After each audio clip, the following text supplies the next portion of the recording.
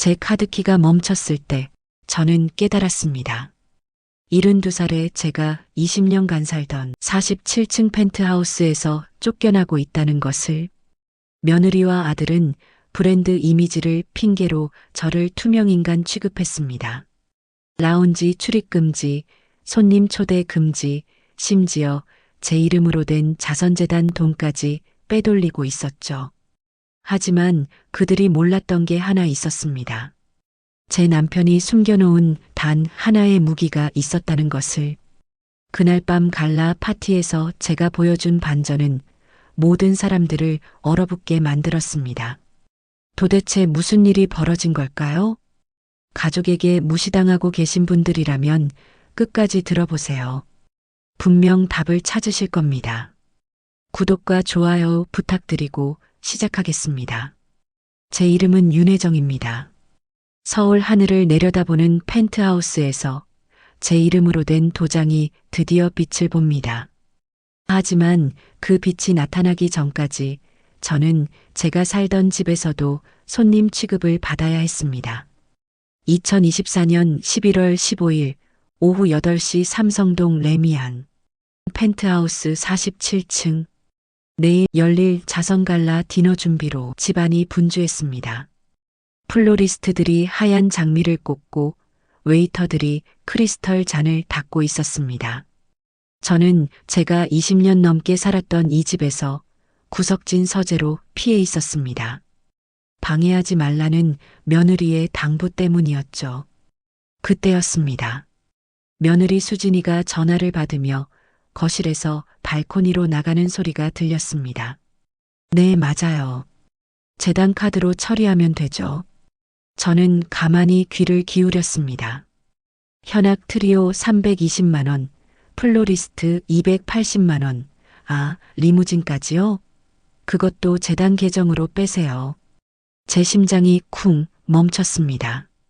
재단이라 그건 제 남편이 세상을 떠나며 남긴 혜정 가족 재단이었습니다. 소외된 아이들 교육비를, 홀로 사는 어르신들 의료비를 지원하는 그 재단 말입니다. 그런데 지금 며느리는 그 돈으로 자기 체면을 치장하고 있었던 겁니다. 어차피 자선 행사잖아요. 명분은 충분하죠. 수진이의 목소리가 차갑게 들려왔습니다. 저는 떨리는 손으로 서재 문을 살짝 열었습니다. 47층 발코니에 선 며느리의 뒷모습이 보였습니다. 명품 드레스를 입고 다이아몬드 목걸이를 두르고 그 모든 것들이 제 남편의 이름으로 모인 선한 마음들로 치장된 것이었습니다. 내일 갈라에서 사진 많이 찍히면 재단 홍보 효과도 있을 거예요. 일석이조죠. 그 순간 거실에서 바이올린 소리가 울려 퍼졌습니다. 연주자들이 내일을 위해 리허설을 하고 있었죠. 아름다운 선율이었지만 제 귀에는 비명처럼 들렸습니다. 제 남편의 이름이 울부짖는 소리 같았습니다. 며느리가 전화를 끊고 안으로 들어왔습니다. 저는 재빨리 서재 문을 닫고 책상에 앉아 있는 척했습니다. 하지만 제 손은 계속 떨렸습니다. 가슴이 답답해서 숨을 쉬기도 힘들었죠. 그날 밤 잠들 수가 없었습니다. 천장을 바라보며 생각했습니다. 30년간 5성급 호텔에서 VIP룸을 관리했던 제가, 손님들의 품격을 지켜드렸던 제가, 이제는 제가 살던 집에서조차 투명인간 취급을 받고 있다는 것을. 새벽 4시쯤이었을까요? 저는 침대에서 일어나 거실로 나갔습니다. 어둠 속에서도 반짝이는 크리스털 잔들이 보였습니다. 내일이면 그 잔들에는 샴페인이 담기고 사람들은 선한 일이라며 축배를 들겠죠. 하지만 진짜 선한 일은 어디로 사라진 걸까요? 그때 저는 결심했습니다. 거울처럼 반짝이는 유리창 앞에 서서 제 자신에게 말했습니다. 내 이름의 도장이 오늘 밤을 멈춥니다. 72살 윤혜정. 아직 끝나지 않았습니다. 그 다음 날 아침 더 큰 충격이 기다리고 있었습니다. 관리사무소에서 전화가 왔거든요. 윤혜정님, 앞으로 라운지 사용을 제한하고 손님 초대도 금지됩니다. 이유를 묻자 직원은 뜸을 들이며 말했습니다. 브랜드 이미지 관리 차원에서 결정된 사항이라고요. 브랜드 이미지라니. 제가 20년 넘게 살면서 단 한 번도 문제를 일으킨 적이 없는데 말입니다. 저는 전화를 끊고 가만히 생각해 봤습니다. 누가 이런 지시를 했을까요? 답은 뻔했습니다. 점심때 아들 재혁이가 집에 왔습니다. 평소보다 차가운 표정으로 소파에 앉더니 입을 열었습니다. 엄마, 시대가 달라졌어요. 효율이 먼저예요. 이 집도 하나의 브랜드거든요. 관리가 필요한 거죠. 효율이라는 말에 제 가슴이 답답해졌습니다. 효율이 먼저라면 사람은 언제 오니? 제가 간신히 짜낸 한마디였습니다. 재혁이는 한숨을 쉬며 말했습니다. 엄마도 좀 이해해 주세요. 우리 사정도 생각해야죠. 우리 사정이라니. 저는 이 가족의 사정이 아니었던 걸까요? 30년간 호텔 VIP 룸에서 일하며 손님들의 품격을 지켜온 제가 정작 제 집에서는 품격 없는 사람 취급을 받고 있었습니다. 그날 오후 며느리 수진이가 들어왔습니다. 어머니, 죄송하지만 오늘부터 손님 초대는 좀 자제해 주세요. 이웃들이 불편해한다는 얘기가 있어서요. 거짓말이었습니다. 이웃들은 오히려 제가 초대한 차 모임을 좋아했거든요. 저는 거실 한가운데 서서 이 모든 상황을 바라봤습니다. 제가 정성껏 갖고 온 이 공간에서 제가 손님 취급을 받고 있다는 현실이 믿어지지 않았습니다. 크리스털 잔 장 앞에서 멈춰섰습니다. 그 잔들로 얼마나 많은 소중한 사람들과 차를 마셨는지 모릅니다. 어머니께서 너무 많은 분들을 초대하시니까 보안상 문제가 될 수 있어요. 수진이의 말에 저는 웃음이 나왔습니다. 보안상 문제라니. 제가 초대한 분들은 모두 오랜 친구들이었는데 말입니다. 그날 저녁 혼자 식사를 하며 깨달았습니다. 이들이 저에게 원하는 것은 단 하나였습니다. 조용히 있다가 조용히 사라지는 것. 마치 이 집에 존재하지 않았던 것처럼 말이죠. 제 방으로 들어가 거울을 봤습니다. 72세의 주름진 얼굴이 보였지만 눈만큼은 아직 살아 있었습니다. 저는 제 자신에게 말했습니다. 아직 끝나지 않았다고. 서랍을 열어 오래된 사진들을 꺼냈습니다. 남편과 함께 찍은 사진, 호텔에서 일할 때 받은 감사패들, 그리고 맨 아래에 있던 낡은 봉투 하나. 그 안에는 남편이 마지막에 남긴 중요한 문서가 들어 있었습니다. 신탁 문서였습니다. 제가 잊고 있었던 그 문서를 다시 읽어보니 놀라운 조항이 있었습니다. 재단의 사회 환원율이 30% 미달할 경우 배우자에게 의결권을 위임한다는 내용이었죠. 그 순간 제 마음속에 희망의 불씨가 다시 타올랐습니다. 며느리가 재단 돈을 개인적으로 사용하고 있다면 사회 환원율은 당연히 떨어질 것입니다. 그렇다면 저에게는 아직 카드가 남아있는 셈이었죠. 밤이 깊어갈수록 제 마음은 더욱 단단해졌습니다. 이제는 기억으로만 살지 않겠습니다. 기록으로 되돌리겠습니다. 다음 날 새벽 저는 오랜 친구에게 전화를 걸었습니다. 김석진 실장님이었죠. 30년 전 호텔에서 함께 일했던 보안팀장 출신입니다. 지금은 다른 회사에서 일하고 있지만 여전히 제게는 든든한 동료였습니다. 혜정 씨, 무슨 일이에요? 이른 아침에 웬 전화를? 김 실장의 목소리에서 걱정이 묻어났습니다. 저는 어제까지의 일들을 차근차근 설명했습니다. 며느리의 통화 내용부터 관리사무소의 제재까지 모든 것을 말이죠. 김 실장은 잠시 침묵하더니 단호하게 말했습니다. 혜정 씨, 기록은 남습니다. 호텔에서 일할 때도 그랬잖아요. 모든 거래에는 흔적이 있어요. 재단 돈을 개인적으로 썼다면 반드시 증거가 있을 겁니다. 그의 말에 용기가 났습니다. 그럼 어떻게 해야 할까요? 김 실장은 잠시 생각하더니 말했습니다. 일단 재단 관련 서류부터 다시 살펴보세요. 그리고 제가 아는 회계사 한 분을 소개해 드릴게요. 박영수 회계사님인데 당신 남편분과도 일했던 분이에요. 박영수 회계사. 그 이름이 익숙했습니다. 남편이 생전에 자주 언급했던 분이었거든요. 정직하고 꼼꼼한 분이라고 늘 칭찬했던 기억이 났습니다. 오후에 박 회계사와 만났습니다. 60대 중반의 단정한 분이었죠. 제가 상황을 설명하자 그는 고개를 끄덕이며 들었습니다. 사모님, 재단 집행 내역을 살펴봐야겠습니다. 요즘은 모든 거래가 전자적으로 기록되거든요. 메타데이터까지 추적할 수 있어요. 메타데이터라는 말이 생소했지만 박 회계사의 설명을 들으니 이해가 됐습니다. 언제, 어디서, 누가 카드를 사용했는지 모든 기록이 남는다는 뜻이었죠. 며느리가 재단 카드로 개인 비용을 결제했다면 그 흔적을 찾을 수 있다는 것이었습니다. 집으로 돌아와 서랍에서 신탁 문서를 다시 꺼냈습니다.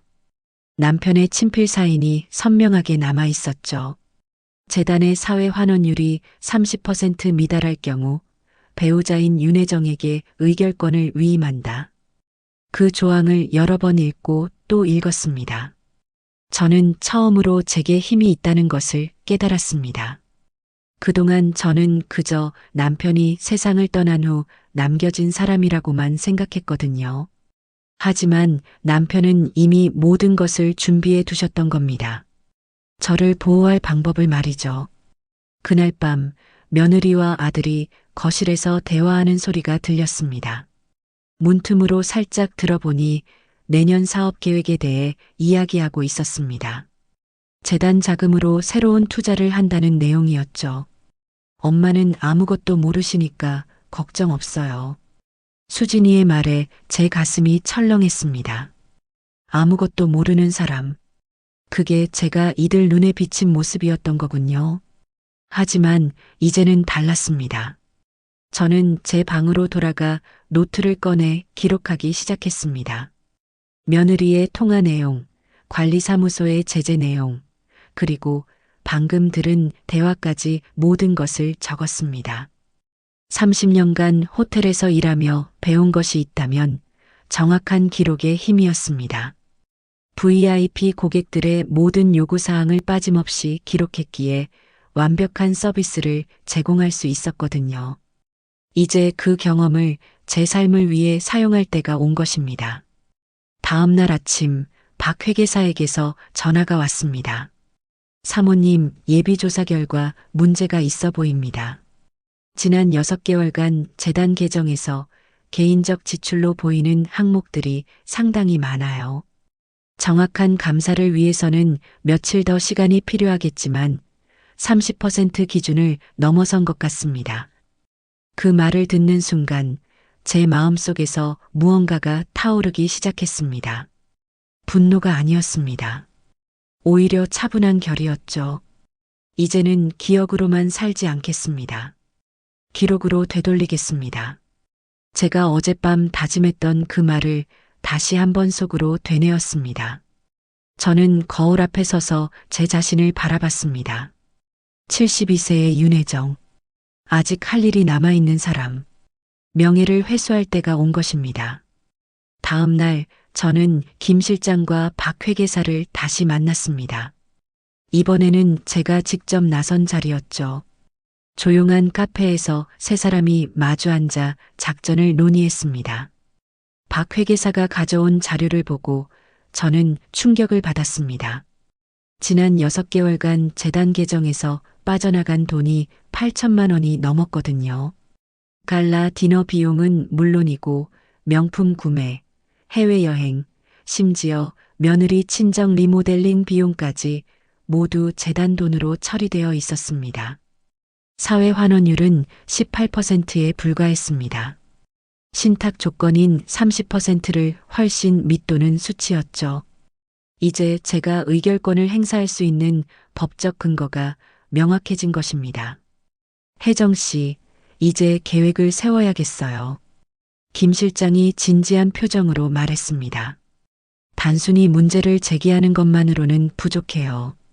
그들이 반박할 틈을 주지 않도록 완벽하게 준비해야 합니다. 저희는 4단계 계획을 세웠습니다. 첫째, 의결권 위임장을 정식으로 확보한다. 둘째, 모든 증거 문서를 법적으로 유효하게 보존한다. 셋째, 갈라 당일 적절한 타이밍에 사실을 공개한다. 넷째, 이사회 임시 소집을 통해 경영진을 교체한다. 가장 중요한 것은 타이밍이었습니다. 갈라 파티 당일 언론과 재단 후원자들이 모인 자리에서 공개해야 최대 효과를 얻을 수 있었거든요. 박 회계사는 감사 보고서를 완벽하게 준비하겠다고 했고, 김 실장은 보안 측면을 담당하기로 했습니다. 법률 자문도 받았습니다. 남편의 오랜 지인이었던 변호사를 만나 신탁 조항의 법적 효력을 확인받았죠. 조건이 충족되면 즉시 의결권 행사가 가능하다는 답변을 받았습니다. 제가 할 일도 있었습니다. 그동안 수집한 모든 증거를 체계적으로 정리하는 것이었죠. 며느리의 통화 내용을 적은 메모, 관리사무소 제재 내용, 그리고 박 회계사가 제공한 거래 내역까지 모든 것을 시간순으로 정리했습니다. 준비 과정에서 가장 어려웠던 것은 감정을 다스리는 일이었습니다. 화가 나고 서러웠지만 감정에 휩쓸리면 실수할 수 있었거든요. 30년간 호텔에서 익힌 침착함을 발휘해야 했습니다. 어느 날 오후 며느리가 또 다른 통화를 하는 것을 들었습니다. 이번에는 제주 리조트 관련 얘기였죠. 재단 명의로 VIP 룸을 예약하고 항공료와 식사비까지 모두 재단 계정으로 처리한다는 내용이었습니다. 저는 즉시 그 내용도 기록했습니다. 증거가 많을수록 좋았거든요. 며느리는 제가 아무것도 모른다고 생각하고 있었지만 사실 저는 모든 것을 다 알고 있었습니다. 갈라 파티까지 이제 사흘이 남았습니다. 박 회계사는 최종 감사 보고서를 완성했고 김 실장은 당일 보안 계획을 점검했습니다. 변호사는 이사회 소집 통지서를 준비해 두었죠. 저는 옷장에서 오래된 정장을 꺼냈습니다. 남편과 함께 중요한 행사에 참석할 때 입던 검은색 정장이었죠. 거울 앞에서 옷을 맞춰보니 여전히 저에게 잘 맞았습니다. 그날 밤 저는 남편의 사진을 바라보며 말했습니다. 여보, 당신이 남겨주신 것들을 이제 제대로 사용할 때가 왔어요. 감정이 아니라 기록으로 말하겠습니다. 당신이 지키려 했던 것들을 저도 지키겠어요. 마지막 점검을 위해 모든 서류를 다시 한번 살펴봤습니다. 신탁 문서, 감사 보고서, 거래 내역, 이사회 소집 통지서, 모든 것이 완벽했습니다. 이제 실행만 남았습니다. 72세의 윤혜정이지만 저는 아직 할 일이 남아있는 사람입니다. 내일이면 모든 것이 시작될 것입니다. 갈라 파티 당일 아침 예상치 못한 일이 벌어졌습니다. 평소처럼 카드키로 엘리베이터를 이용하려는데 삑 소리와 함께 빨간불이 켜졌습니다. 접근이 거부된 것이죠. 당황한 저는 관리사무소에 전화를 걸었습니다. 죄송합니다만 보안 강화를 위해 일시적으로 카드키를 정지시켰습니다. 직원의 대답은 예상 밖이었습니다. 오늘 중요한 행사가 있어서 보안을 강화한다는 것이었죠. 거짓말이었습니다. 며느리와 아들이 제 움직임을 눈치챈 것입니다. 어제 제가 변호사 사무실에 다녀온 것을 보안 카메라로 확인했을 수도 있었죠. 이제 저를 완전히 격리시키려는 것이었습니다. 김 실장에게 급히 전화를 걸었습니다. 카드키가 막혔어요. 어떻게 해야 하죠? 김 실장은 침착하게 답했습니다. 혜정 씨, 당황하지 마세요. 우리도 예상한 상황이에요. 대안이 있어요. 잠시 후 이웃에 사는 할리우드 촬영 감독 마이클이 찾아왔습니다. 김 실장이 미리 부탁해 둔 것이었죠. 그는 게스트 패스를 건네며 말했습니다. 이것으로 일단 출입은 가능할 거예요. 하지만 시간이 오래 걸릴 수 있어요. 오후 2시 갈라 파티 준비가 한창일 때였습니다. 저는 게스트 패스로 간신히 로비에 도착했지만 47층으로 올라가는 것은 또 다른 문제였습니다. 엘리베이터마다 경비원이 서 있었거든요. 그때 저는 30년 호텔 경험을 떠올렸습니다. 모든 고급 건물에는 서비스 코리더가 있다는 것을 알고 있었죠. 청소 직원과 케이터링 업체가 사용하는 뒷길 말입니다. 지하 주차장으로 내려가 서비스 엘리베이터를 찾았습니다. 다행히 청소업체 직원들이 분주하게 오가고 있었어요. 저는 마치 직원인 것처럼 자연스럽게 섞여서 엘리베이터에 탔습니다. 47층에 도착했지만 문제는 여기서부터였습니다. 서비스 코리더는 어둡고 복잡했거든요. 한참을 헤매다가 겨우 본관으로 이어지는 문을 찾았습니다. 하지만 그 문에도 카드키가 필요했죠. 저는 잠시 주저앉고 싶었습니다. 72세의 제가 이런 첩보 영화 같은 일을 하고 있다니 믿어지지 않았거든요. 하지만 포기할 수는 없었습니다. 너무 많은 것을 준비해 왔고 너무 많은 사람들이 도와주고 있었으니까요. 그때 청소 직원 한 분이 지나가시더니 저를 알아보셨습니다. 혜정 씨 아니에요? 몇 년 전 제가 차 모임에 초대했던 분이었죠. 여기서 뭐 하세요? 저는 간단히 상황을 설명했습니다. 그분은 흔쾌히 카드키를 빌려주셨습니다. 어머니 같은 분이 이런 대접을 받으시면 안 되죠. 제 가슴이 뭉클했습니다. 여전히 제 편이 되어주는 사람들이 있다는 것이 고마웠죠. 본관에 들어가자 갈라 파티 준비가 한창이었습니다. 웨이터들이 음식을 나르고 플로리스트들이 마지막 장식을 하고 있었어요. 며느리는 명품 드레스를 입고 VIP들을 맞이하고 있었죠. 저는 조용히 제 방으로 들어가 준비해둔 서류를 확인했습니다. 감사보고서, 신탁문서, 이사회 소집 통지서, 모든 것이 그대로 있었습니다. 다행히 이들은 제 방까지는 뒤지지 않았던 것 같았어요. 시계를 보니 오후 6시였습니다. 갈라 파티 시작까지 1시간 남았죠. 저는 검은 정장으로 갈아입고 화장을 고쳤습니다. 거울 속의 제 모습은 예전과 달랐습니다. 더 이상 무력한 할머니가 아니었죠. 박 회계사에게서 문자가 왔습니다. 모든 준비 완료. 프레젠테이션 파일도 대기 중. 김 실장에게서도 연락이 왔어요. 보안 계획 확인 완료. 언제든 지시하세요. 저는 깊게 숨을 들이쉬었습니다. 저는 평생 비상키를 쥐고 살았지요. 오늘도 마찬가지였습니다. 제가 가진 마지막 키로 모든 문을 열 때가 온 것입니다. 거실에서 들려오는 바이올린 선율이 점점 커졌습니다. 손님들이 도착하기 시작한 것이죠. 이제 정말 시작입니다. 오후 7시 정각 갈라 파티가 시작되었습니다. 47층 펜트하우스는 서울의 야경을 배경으로 환상적인 분위기를 연출하고 있었죠. 재벌가 회장들, 유명 인사들, 그리고 언론사 기자들까지 모두 120여 명이 참석했습니다. 현악 삼중주가 모차르트를 연주하기 시작했습니다. 아름다운 선율이 홀 전체에 퍼져나갔죠. 며느리 수진이는 화려한 샴페인 골드 드레스를 입고 마치 파티의 여주인처럼 손님들을 맞이하고 있었습니다. 저는 구석진 자리에서 조용히 지켜보고 있었습니다.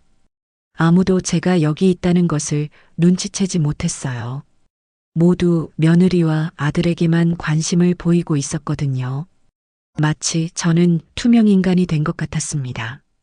8시가 되자 수진이가 마이크를 잡았습니다. 여러분, 오늘 이 뜻깊은 자리에 함께 해주셔서 감사합니다. 혜정가족재단은 앞으로도 더 많은 분들에게 희망을 전해드리겠습니다. 박수가 터져나왔고 카메라 플래시가 번쩍였습니다. 바로 그때 홀 앞쪽의 대형 LED 스크린이 갑자기 바뀌었습니다. 재단 로고 대신 박 회계사가 준비한 감사보고서가 나타난 것이죠. 지난 6개월간의 재단 지출 내역이 상세하게 펼쳐졌습니다. 명품 구매 2,400만 원, 해외여행 1,800만 원, 개인 리모델링 3,200만 원. 숫자들이 하나씩 화면에 떠오를 때마다 객석이 술렁이기 시작했습니다. 기자들은 재빨리 카메라를 들이댔고 손님들은 서로 수군거렸습니다. 수진이의 얼굴이 창백해졌습니다. 뭐가 잘못된 거죠? 그녀가 당황하며 스태프들을 불렀지만 아무도 대답하지 않았습니다. 김 실장이 미리 준비해둔 것이었거든요. 그 다음 화면에는 신탁 문서가 나타났습니다. 남편의 친필 사인과 함께 핵심 조항이 확대되어 보였죠. 사회 환원율 30% 미달 시 배우자에게 의결권 위임. 그 문구가 홀 전체에 큰 글씨로 떠올랐습니다. 저는 천천히 자리에서 일어났습니다. 120명의 시선이 일제히 저에게 향했죠.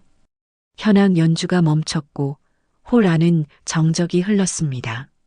제 하이힐 소리만이 대리석 바닥에 또각또각 울려 퍼졌습니다. 마이크 앞에 서자 제 손이 조금 떨렸습니다. 하지만 목소리는 또렷했어요. 안녕하세요. 저는 윤혜정입니다. 이 재단을 설립한 고 윤재용의 아내이자 신탁의 수혜자입니다. 며느리가 제 말을 끊으려 했습니다. 어머니, 지금 뭘 하시는 거예요? 하지만 저는 마이크에서 한 발짝도 물러서지 않았습니다. 선한 일을 한다면 숫자도 선해야 합니다. 제 목소리가 홀 전체에 울려 퍼졌습니다. 화면에는 계속해서 증거들이 나타났습니다. 재단 카드로 결제된 명품 영수증들, 개인 여행 항공료, 심지어 며느리 친정집 리모델링 견적서까지 모든 것이 공개되었죠. 사회 환원율은 18%, 신탁 조건을 12%나 밑도는 수치였습니다. 기자들의 카메라가 일제히 수진이를 향했습니다. 그녀는 완전히 당황한 상태였어요. 이건 오해예요. 모든 지출은 재단 홍보를 위한 것이었어요. 하지만 증거는 명확했습니다. 저는 준비해둔 이사회 소집 통지서를 꺼냈습니다. 신탁 조건에 따라 저는 지금 이 순간부터 재단의 의결권을 행사합니다. 긴급 이사회를 소집하여 현 집행부를 해임하고 새로운 운영진을 선출하겠습니다. 아들 재혁이가 앞으로 나왔습니다. 엄마, 이건 법적으로 문제가 있어요. 하지만 변호사가 미리 준비해둔 법률 자문서가 화면에 나타났죠. 신탁 조건 위반 시 즉시 의결권 이양이 가능하다는 명확한 법적 근거였습니다. 홀 안의 분위기가 완전히 바뀌었습니다. 처음에는 당황했던 손님들이 이제는 저를 주목하고 있었어요. 어떤 분은 박수를 치기 시작했고 다른 분들도 하나둘 따라했습니다. 저는 마지막으로 말했습니다. 이제 기록대로 되돌립니다. 재단은 원래의 목적대로 운영될 것입니다. 소외된 아이들과 홀로 계신 어르신들을 위해서 말이죠. 현악 연주자들이 다시 악기를 들었습니다. 하지만 이번에는 모차르트가 아니라 바흐의 푸가였죠. 엄숙하고 장엄한 선율이 홀을 가득 메웠습니다. 제가 걸어온 길처럼 복잡했지만 결국 조화로운 음악이었습니다. 수진이와 재혁이는 할 말을 잃고 서 있었습니다. 기자들은 계속해서 카메라 셔터를 눌렀고 손님들은 웅성거렸지만 더 이상 저를 투명인간 취급하지 않았습니다. 저는 72세의 윤혜정이었지만 오늘 밤만큼은 이 홀의 진짜 주인이었습니다. 갈라 파티가 끝난 지 일주일 후 재단 이사회가 정식으로 열렸습니다. 이번에는 제가 의장석에 앉아 있었죠. 새로 선임된 이사들은 모두 재단의 본래 취지에 공감하는 분들이었습니다. 첫 번째 안건은 재단 정상화였습니다. 그동안 개인적으로 사용된 8천만 원은 전액 회수하기로 결정했어요. 수진이와 재혁이는 분할 상환을 요청했지만 이사회는 즉시 상환을 의결했습니다. 두 번째 안건은 제주 리조트 운영 방식 변경이었습니다. 그동안 가족들의 사적 공간으로 사용되던 리조트를 공익 목적으로 전환하기로 했죠. 호스피스 환자들과 가족들을 위한 휴양시설로 바꾸는 것이었습니다. 새로운 프로그램도 도입했습니다. 저소득층 가정의 아이들에게는 무료 캠프를, 홀로 계신 어르신들에게는 힐링 프로그램을 제공하기로 했어요. 사회 환원율은 65%로 목표를 잡았습니다. 개인적으로 가장 기뻤던 것은 펜트하우스 거주권 문제가 해결된 것이었습니다. 이사회에서 정식으로 제 거주권을 보장하는 결의안을 통과시켰거든요. 더 이상 카드키가 막히거나 라운지 출입이 제한되는 일은 없을 것이었습니다. 관리사무소 직원들의 태도도 180도 바뀌었습니다. 예전처럼 정중하게 인사를 하고 불편한 점이 없는지 먼저 물어봤어요. 권력의 이동을 누구보다 빨리 감지한 것이죠. 라운지에서는 다시 차 모임을 열 수 있게 되었습니다. 오랜 친구들이 하나둘 찾아왔고 새로운 분들도 참여하기 시작했어요. 청소 직원으로 저를 도와주셨던 그분도 특별히 초대했습니다. 김 실장과 박 회계사에게는 재단의 공식 자문위원을 맡아달라고 부탁했습니다. 두 분 모두 기꺼이 수락해 주셨어요. 앞으로도 재단 운영이 투명하게 이루어질 수 있도록 감시하고 조언해 주시기로 했죠. 내부 고발자 보호를 위한 특별 기금도 조성했습니다. 용기 있게 진실을 알린 사람들이 불이익을 받지 않도록 법적, 경제적 지원을 제공하는 것이었어요. 제가 겪은 일을 다른 사람들은 겪지 않았으면 했거든요. 수진이와 재혁이는 한동안 저를 피했습니다. 어색한 인사만 나눴죠. 하지만 저는 그들을 미워하지 않았습니다. 다만 실망했을 뿐이었어요. 한 달 후 재혁이가 먼저 저를 찾아왔습니다. 엄마, 죄송합니다. 제가 너무 성급했어요. 그의 목소리에는 진정성이 있었어요. 저는 그저 고개만 끄덕였습니다. 시간이 필요했거든요. 수진이도 며칠 후 사과했습니다. 어머님, 정말 죄송해요. 제가 욕심이 너무 컸나 봐요. 하지만 저는 쉽게 용서할 수 없었습니다. 신뢰는 한번 깨지면 다시 쌓기 어려운 것이니까요. 제주 리조트의 첫 번째 호스피스 가족이 입소했다는 소식을 들었을 때는 정말 기뻤습니다. 8세 백혈병 하나와 가족이 2주간 머물며 소중한 시간을 보낸다는 내용이었어요. 남편이 원했던 일이 드디어 시작된 것이죠. 어느 날 저녁 라운지에서 차를 마시며 서울 야경을 바라봤습니다. 47층에서 내려다보는 도시의 불빛들이 예전보다 더 아름다워 보였어요. 이제 이 풍경을 마음 편히 즐길 수 있게 되었거든요. 옆자리에 앉은 이웃 할머니가 말씀하셨습니다. 혜정 씨, 정말 대단해요. 어떻게 그런 용기를 내셨어요? 저는 웃으며 답했습니다. 용기가 아니라 책임감이었어요. 지켜야 할 것들이 있었거든요. 재단 사무실에서는 감사 편지들이 계속 도착했습니다. 교육비를 지원받은 아이의 엄마, 의료비를 도움받은 어르신, 제주 리조트에서 힐링 프로그램에 참여한 가족들까지 모두 고마움을 표현해 주셨어요. 그 편지들을 읽을 때마다 제 선택이 옳았다는 확신이 들었습니다. 72세에 시작한 새로운 도전이었지만 인생의 가장 보람 있는 일이 되었거든요. 저는 이제 단순히 펜트하우스에 사는 할머니가 아니었습니다. 혜정가족재단의 이사장이자 많은 사람들에게 희망을 전하는 사람이 되었어요. 나이는 숫자에 불과하다는 것을 다시 한번 깨달았습니다. 6개월이 지난 어느 새벽, 저는 47층 유리창 너머로 떠오르는 일출을 바라보고 있었습니다. 서울 하늘이 붉게 물들면서 새로운 하루가 시작되고 있었죠. 예전과 같은 풍경이었지만 이제는 모든 것이 달라 보였습니다. 재단 운영도 안정 궤도에 올랐습니다. 지난달 사회 환원율이 68%를 기록했고 제주 리조트 호스피스 프로그램은 3개월 대기자 명단이 생겼어요. 저소득층 아이들 교육 지원도 10명에서 120명으로 확대되었습니다. 무엇보다 기뻤던 것은 사람들의 변화였습니다. 며느리 수진이는 이제 재단 일에 진심으로 참여하고 있어요. 처음에는 어색했지만 호스피스 가족들과 만나면서 진짜 봉사의 의미를 깨달은 것 같았습니다. 아들 재혁이도 달라졌습니다. 매주 토요일마다 제주 리조트에 내려가서 아이들과 시간을 보내고 있어요. 효율만 따지던 그가 이제는 사람의 따뜻함을 이야기하기 시작했습니다.